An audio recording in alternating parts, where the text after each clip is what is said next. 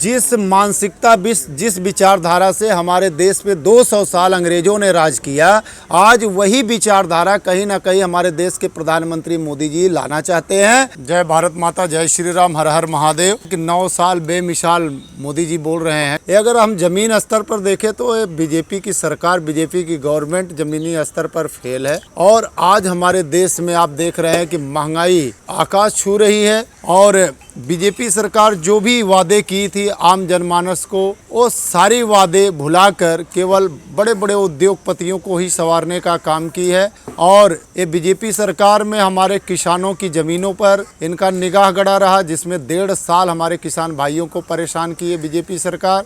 और फिर उसके बाद हमारे देश की बेटियों को परेशान करने का काम किया। और आज हमारे सैनिक जो बॉर्डरों पे रक्षा करते हैं, पूर्व सैनिक दिल्ली की जंतर मंतर की धरती पर 123 दिन हो गया है बैठी है। और हमारे देश के माननीय प्रधानमंत्री मोदी जी बोलते हैं कि हम चौकीदार हैं। कहाँ चौकीदारी आप करते हैं? क्या अमेरिका की चौकीदारी करते हैं, अडानी अंबानी की चौकीदारी करते हैं? जो हमारे देश की बॉर्डरों की चौकीदारी कर रहे हैं, उन देश के हमारे फौजी भाइयों का आप 5 मिनट का समय नहीं दिए। और हमारे किसान जो अन्नदाता हैं, लोगों तक रोटियां पहुंचाने का काम करते हैं, आप उनको कभी 5 मिनट का समय नहीं दिए। हमारे देश की बेटियां जिन्होंने तिरंगे का सम्मान पूरे विश्व में बढ़ाने का काम किया, आपने उनको 5 मिनट का समय नहीं दिया। और आज एक फिल्म बनाया जो आप बता रहे हैं ना, 9 साल मिसाल आदि पुरुष एक फिल्म बनाया गया है। तो हमारे देश के माननीय प्रधानमंत्री मोदी जी 45 मिनट एक फिल्म बनाने के लिए राइटर और प्रवक्ता को देते हैं। तो क्या यही 9 साल बेमिसाल है? कांग्रेस की सरकार में 4 रुपए किलो आलू बिकते थे, आज 40 रुपए 45 रुपए किलो आलू हैं।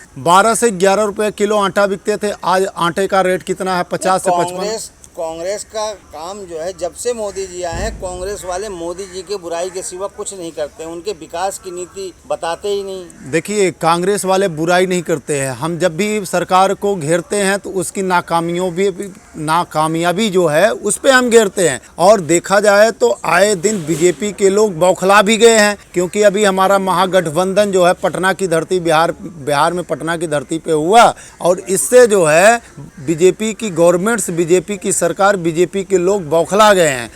फोटो शूट कराने गए थे बिहार में। फोटो शूट नहीं कराने गए थे, झुंड बना लिया है एक आदमी से लड़ने के लिए। ताकतवर हैं जब भी तो एक साथ सभी इकट्ठा हो रहे हो। 30 से 36 पार्टियां जो है एक जगह एक मंच साझा करती हैं और इस बीजेपी सरकार की हिटलर शाही खत्म करने के लिए। क्योंकि आप देख रहे हैं कि हर कोई परेशान है। प्रधानमंत्री मोदी बोले कि भाई हम हर खाते में 15 लाख रुपया देंगे, हर साल 2 करोड़ लोगों को रोजगार देने का काम करेंगे। और आज हमारे देश में भी एक भर्ती भी बीजेपी ने निकाली, तो भी अग्निवीर 5 साल, वो भी हमारे युवाओं को कहीं ना कहीं गुमराह करने का काम किया। मोदी जी से एक वहाँ की मीडिया सांसद, वहाँ पे एक सांसद और एक मीडिया वाले ने कुछ प्रश्न क्या कर लिया कि मोदी जी के तो सांस फूलना चालू हो गया और उनका मुंह ही बंद हो गया। मोदी जी जितना कहते हैं और जितना इनकी गोदी मीडिया इनको दिखाने का काम करती है, आप देखिए 2 गोदी मीडिया, एक पंजाब से एक उत्तर प्रदेश से बंद हो गए। अभी ऐसे सारी गोदी मीडियाओं का पतन हो जाएगा, क्योंकि जो धरातल पर सच्चाई नहीं दिखाएंगे उनको ये जनता खुद बहिष्कार करेगी। और 2024 में आपको देखिए, पटना में पूर्व मुख्यमंत्री लालू यादव जी ने इशारा कर दिया है 2024 में माननीय राहुल गांधी जी के सर पे सहरा बनने जा रहा है और 2024 के प्रधानमंत्री के रूप में वो इस भारत की कार्यभार को संभालेंगे और जमीनी स्तर की जितनी भी प्रॉब्लम्स है उसको दूर करने का काम माननीय प्रधानमंत्री राहुल जी करेंगे। विदेशों में डंका बज रहा है और मोदी जी की वजह से। मोदी जी हैं तो मुमकिन है। पत्रकार महोदय, आपने बहुत अच्छा प्रश्न किया। आप बोल रहे हैं कि विदेशों में डंका बज रहा है। आज हमारे देश के माननीय प्रधानमंत्री मोदी जी विदेश में कब गए? जब हमारे देश में, हमारे भारत में प्राकृतिक आपदा आई। और आज हमारे देश के प्रधानमंत्री कब गए? जब आज मणिपुर में खुद बीजेपी सांसद, पार्षद और वहां की आम जनमानस के साथ नरसंहार हो रहा है, उस समय प्रधानमंत्री मोदी अमेरिका का दौरा कर रहे हैं। ये हमारे देश का दुर्भाग्य है। जो प्रधानमंत्री मोदी बोलते थे कि मैं तो चौकीदार हूँ, आज उनकी चौकीदारी कहाँ गई? उसके लिए अमित शाह जी हैं, उन्होंने सब सेटअप कर दिया है, बेफिक्र रहिए, अब वहाँ शांति हो जाएगी। हमने आपको पहले ही पत्रकार महोदय बताया कि एक फिल्म बनाने के लिए माननीय प्रधानमंत्री मोदी जी 45 मिनट देते हैं। तो अमित शाह की अभी आपने बात किया, तो अमित शाह तो गए थे, लेकिन टाइम कितना दिए? 4 मिनट। 4 मिनट का टाइम दिए, लेकिन क्या 4 मिनट के टाइम पे अभी मणिपुर का हालात गंभीर सही है? नहीं, वहाँ के लोग त्राही त्राही कर रहे हैं। और मैं तो दिल्ली जंतर मंतर पर भी आया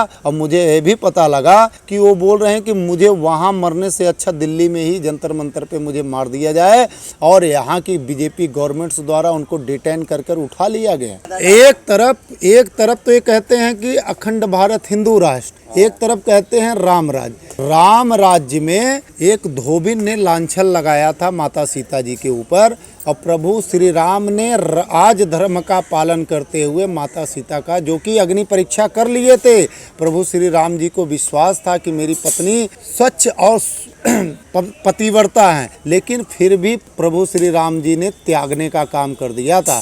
आज हमारे देश के माननीय प्रधानमंत्री मोदी जी एक कुर्सी के आदी हो चुके हैं, और 2024 में जो बोल रहे थे ना कि मैं फकीर हूँ, माँ गंगा ने मुझे बुलाया है, इन्होंने अपने जुमलों से 9 साल जनता को गुमराह करने का काम किया है। अब जनता समझ चुकी है, इनके सारे भ्रम जाल तोड़कर 2024 में परिवर्तन आने वाला है। आपको समझ में नहीं आया? आपको समझ में नहीं आया पत्रकार महोदय? पटना में विपक्ष दल में बैठे हुए माननीय पूर्व मुख्यमंत्री लालू यादव जी ने इशारा कर दिया 2024 में प्रधानमंत्री